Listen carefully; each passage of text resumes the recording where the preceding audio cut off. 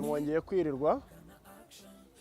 Amazina yanjye nitwa Kwizera Elize, abantu mwarimu muri Action Driving and Language School, aho twigisha amategeko y'umuhanda mu gihe gitoya, twigisha no gutwara imodoka mu gihe kingana n'ukwezi. Umunyeshuri akaba azi gutwara imodoka. Umunyeshuri mushyashya iyo aje gutangira, hari ibyo tumwereka ku modoka yacu uburyo yayitwaramo. Iyi modoka umunyeshuri mushyashya uje afungura urugi. Umuntu iyo amaze kwinjira mu modoka, amaze kwicara mu modoka, bitewe n'indeshyo y'umuntu ashobora kwegeza intebe imbere, ikaza intebe iraza, ari mugufi, yaba ari muremure akayisubiza inyuma, kugira ngo abashe kwicara neza ashyitse mu modoka itamusumba cyangwa itari kure yiwe. Umukandara wacu umuntu arawukurura, agafata akaboko k'ibumoso kagacamo mu mukandara, ukaza iburyo, hari lock yawo, ugashyiramo umukandara wawe. Hano hasi hari ibirenge bitatu, hariho icyamburiyage, icya feri n'icy'umuriro. Ikirenge cy'ibumoso iki ngiki ni amburiyage, ikirenge cyo hagati ni feri, icy'iburyo ni umuriro. Akaguru k'ibumoso niko gakora kuri amburiyage gusa, hanyuma akaguru k'iburyo gakora kuri feri cyangwa se ku muriro. Ntabwo akaguru k'ibumoso kagira gute kava kuri amburiyage ngo kabe kaza kuri feri. Iyo umunyeshuri amaze kwicara mu modoka, akandagira amburiyage akayigeza hasi, agakandagira no kuri feri. Hanyuma tugiye kureba noneho igice cyo ku mavitensi. Imodoka yacu igira vitensi eshanu, zanditseho kuri iyi nkoni ya vitensi eshanu zijya imbere, ikagira na vitensi ya gatandatu ariyo rivansi. Iyo rivansi nayo handitseho, ifite inyuguti ya R yanditseho. Vitensi rero uko iyi modoka itarimo vitensi, iba iri muri netre cyangwa se muri poemo. Umunyeshuri kugira ngo amenye ko imodoka itarimo vitensi, nuko afata iyi nkoni ya vitensi agakurura yishyira azana ibumoso, akanasubiza iburyo. Iyo yizana ibumoso n'iburyo ikagenda, icyo gihe haba nta vitensi igize gute irimo. Iyo harimo vitensi, iyo uzanye iburyo cyangwa ibumoso ntabwo igira gute, iyi nkoni ya vitensi ntabwo igenda.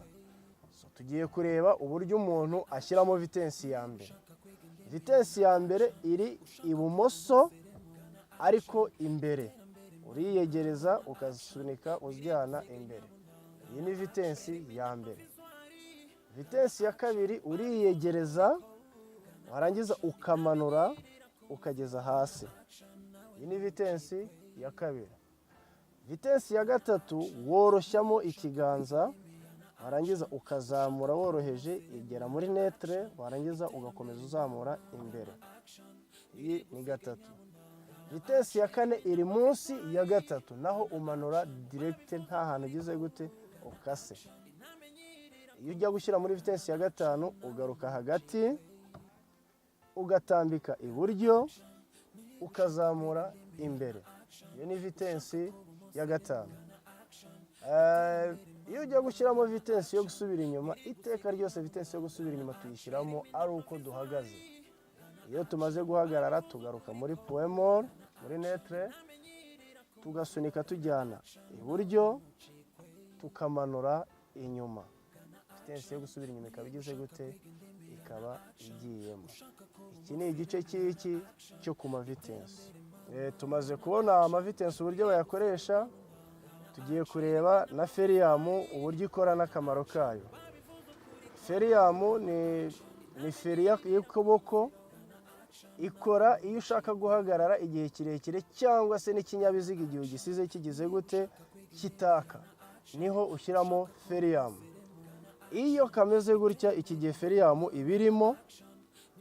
Gukuramo feriyamu, uregura usa nk'uterura iyi nkoni ya feriyamu, ugakanda kano kantu ko ku mutwe, warangiza ukamanura ukageza hasi. Iki gihe feriyamu iba yagize gute, wayikuyemo.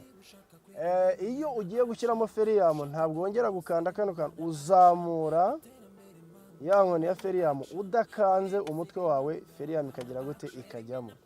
Utu tuntu tugenda tuvuga nitwo feriyamu.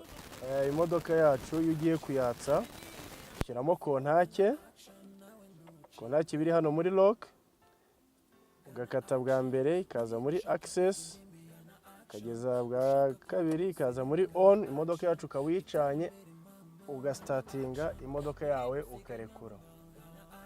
Imodoka imaze kwaka kandagiye amburiyaje igeze hasi, ushyiramo vitensi ya mbere uriyegereza, ugasunika ujyana imbere wiyoroheje. Vitensi ya mbere ikaba igize gute, ikaba igiyemo. Imodoka yacu ntishobora guhaguruka hakirimo feriyamu. Turazamura tugakanda uyu mutwe wa feriyamu, tukamanura tukageza hasi. Feriyamu tukaba dukuyemo feriyamu twitegura kugenda. Iyo tugiye guhaguruka n'imodoka yacu, uzamura ikirenge cyo kuri amburiyaje buhoro buhoro cy'ibumoso, kikazamuka buhoro buhoro wegura gake gake, ukagezaho imodoka ihindura ijwi igatitira. Ikirenge cyo kuri amburiyaje ukakirekera aho ngaho, ntongere kukizamura. Ugakura ikirenge cyo kuri feri ukagikuraho, ugikura kuri feri kikajya iburyo ku kariro, ugafata akariro gakeya. Imodoka wakumva cya kintu cyatitiraga kivuyemo, ukegura amburiyaje buhoro, imodoka yawe ikagenda. Uko imodoka igenda, ikirenge cyo kuri amburiyaje cyose ugira gute, ugikuraho. Tugiye guhagarara, dukandagira amburiyaje tukayigeza hasi, tugakura ikirenge cyari kiri ku muriro kikaza kuri feri, tugafata feri, imodoka yacu igahagarara neza itazimye. Iyo umaze guhagarara ukuramo vitensi yawe, ugashyiramo feriyamu. Mu kuzimya nanone ho ntabwo uza muri za nzira uko twagiye dutangira dukata gake gake, dutsindagiramo kontake, twarangiza tugakata tukageza kuri lock, twarangiza tugakuramo kontake.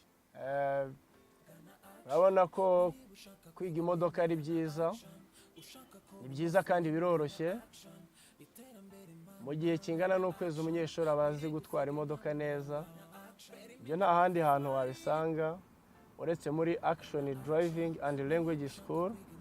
Ni karibu muze tubahe serivisi nziza kandi zinoze. Murakoze.